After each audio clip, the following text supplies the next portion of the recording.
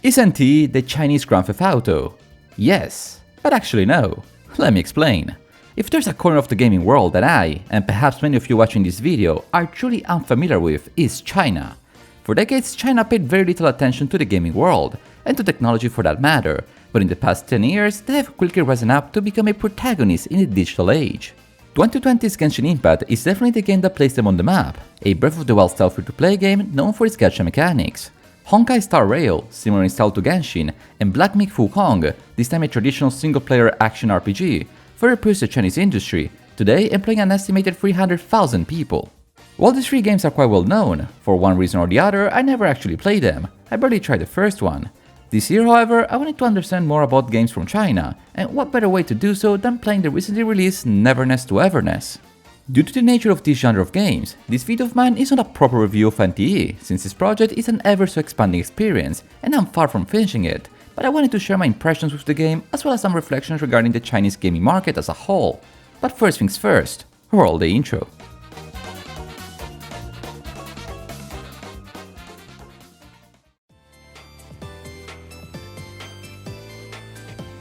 I was vaguely aware that there was a quote-unquote Chinese GTA in development this year, though the game I knew about was an Anta, title that to this day has still no release date. Last month, however, my good friend Hydro told me that there was a similar looking free-to-play game releasing soon, NTE, that was worth checking out.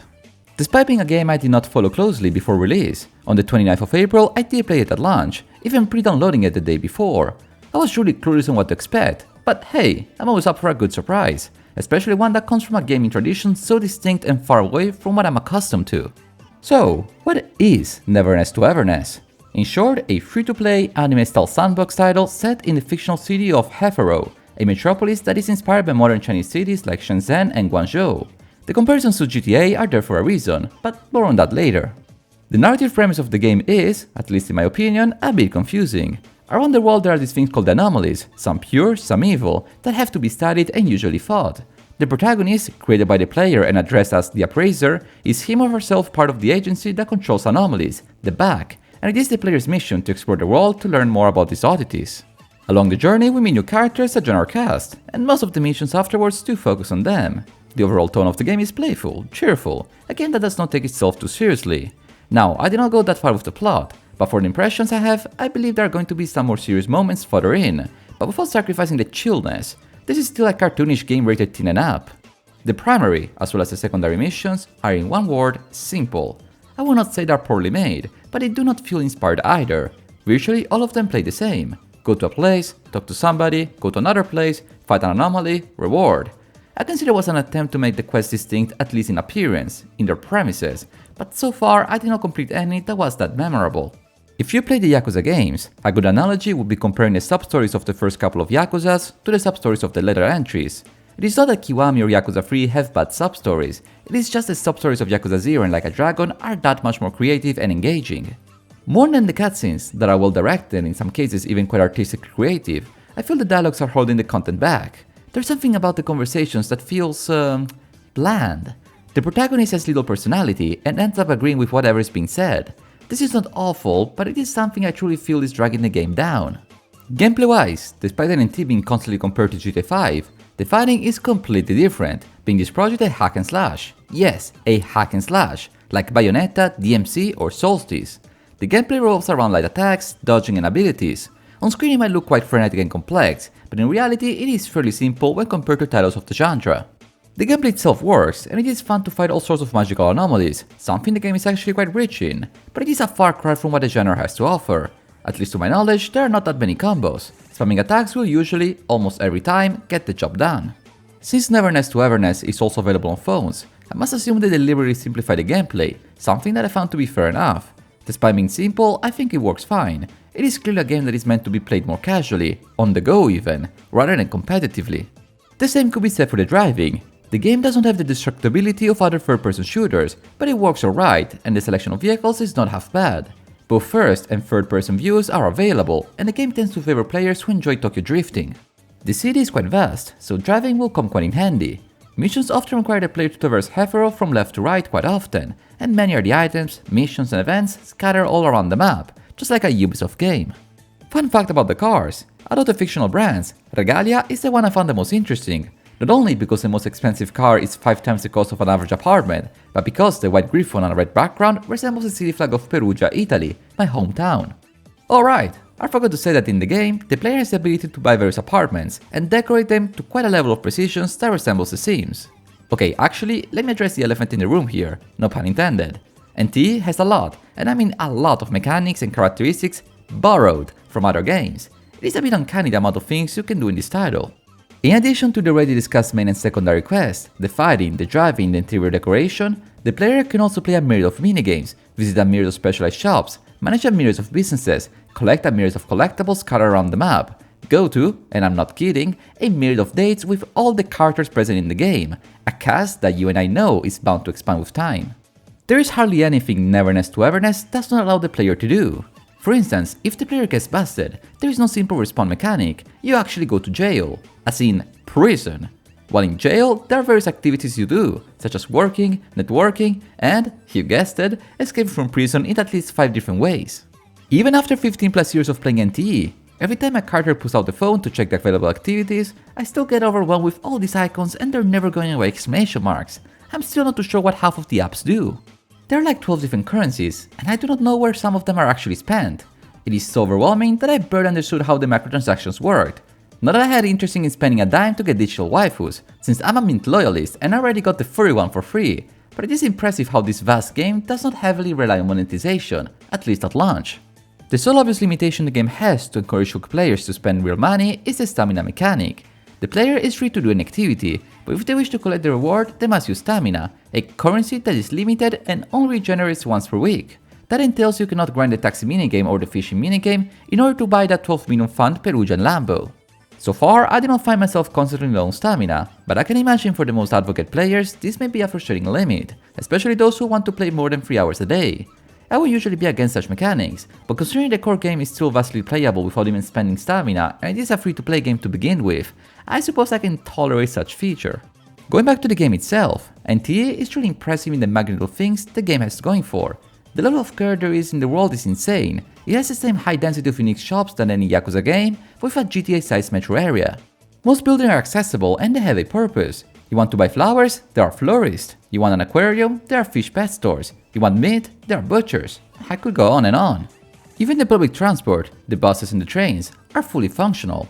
If you, for whatever reason, desire to catch a ride rather than to drive, be my guest. I believe there is beauty in having such a complete experience, especially for people who do not have that much free time to have multiple gaming experiences and wish to play just that game. Not to mention the visuals. I did not address graphics in a whole separate section yet, because as usual, I believe they speak for themselves. This game is vivid, colorful, and definitely stands out to the TPS universe.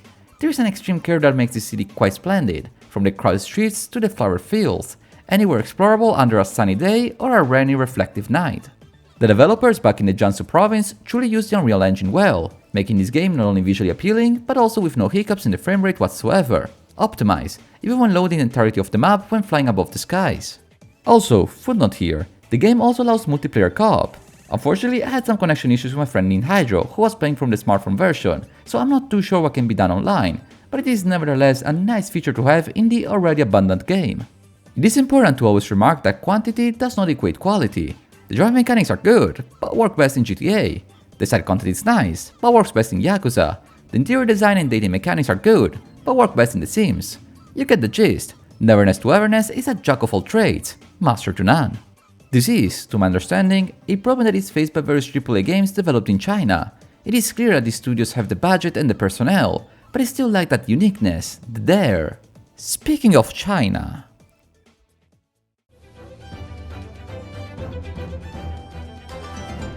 Before concluding this kind of review of mine about NTE, as introduced earlier, I wanted to address the greater topic that is the placement of China in the gaming industry.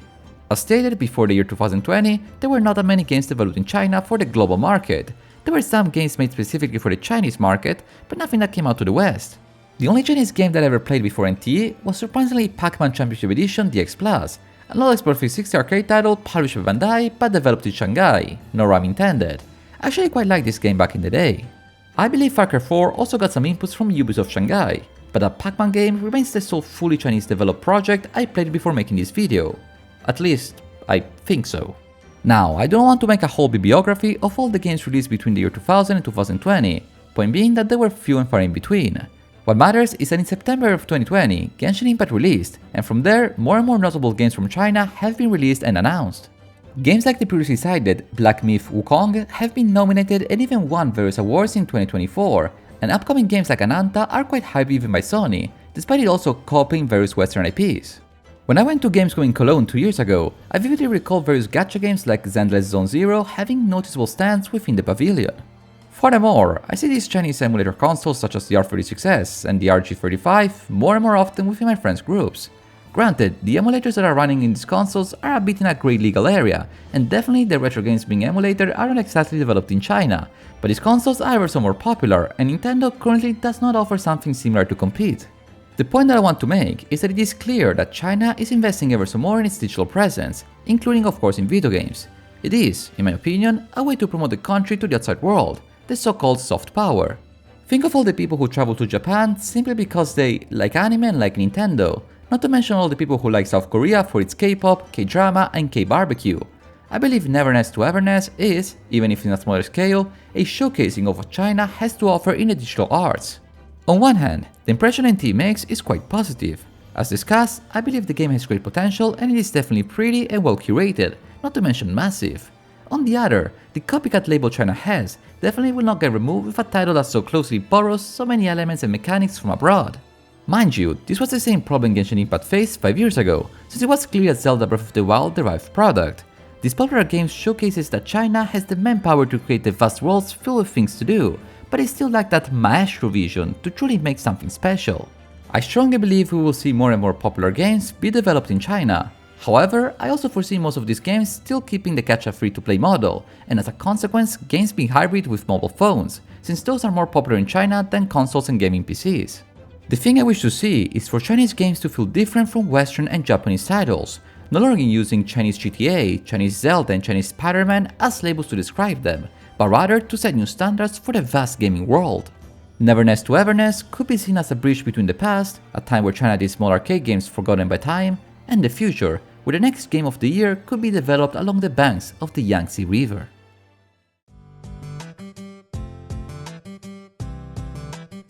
Neverness to Everness was quite a positive surprise for the still ongoing 2026.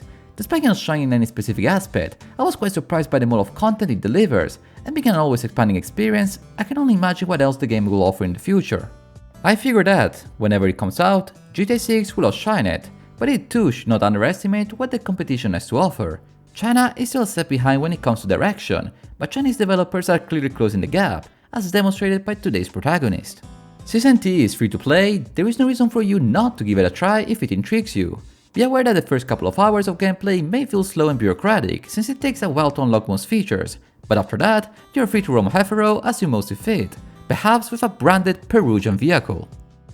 If you made it this far, I wanted to thank you one too many NTE times for watching today's video. Despite this type of gacha games not being my cup of tea, I did enjoy my time playing this entry, and I can see it becoming my go-to game to play in the background while hopping on a call or whenever I want to turn off a brain.